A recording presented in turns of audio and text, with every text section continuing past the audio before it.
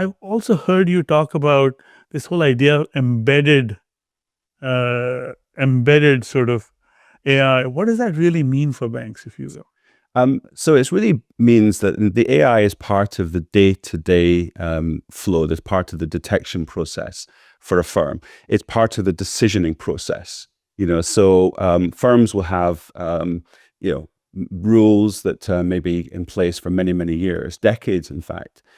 We know that the challenges that with rules have is that you have to have rules in place, but you have challenges around the noise, the false positives, and so on. So many firms over the years have implemented and embedded, predictive AI, machine learning into a lot of their core processes, particularly within compliance, and quite successfully.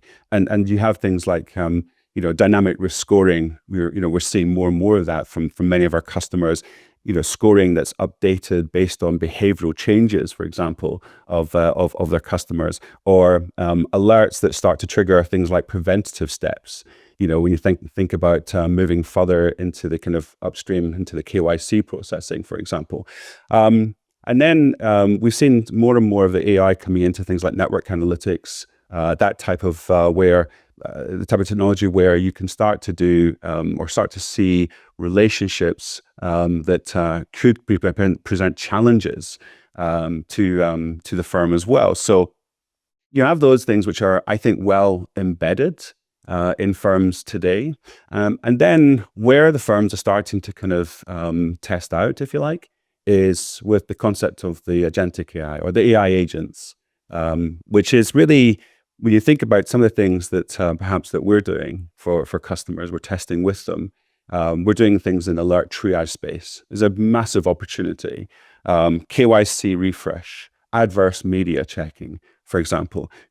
Overall regulatory monitoring, areas that we think there's some real opportunity for this type of AI to be embedded into the processes.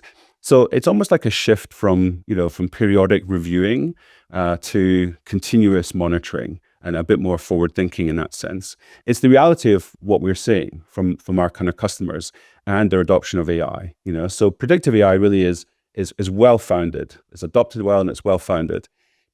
Generative AI and agentic AI now, lots and lots of interest, lots of proof of concepts, and that's where we're seeing a lot more interest from the work we're doing with customers around our agents as part of embedding into their end-to-end flow.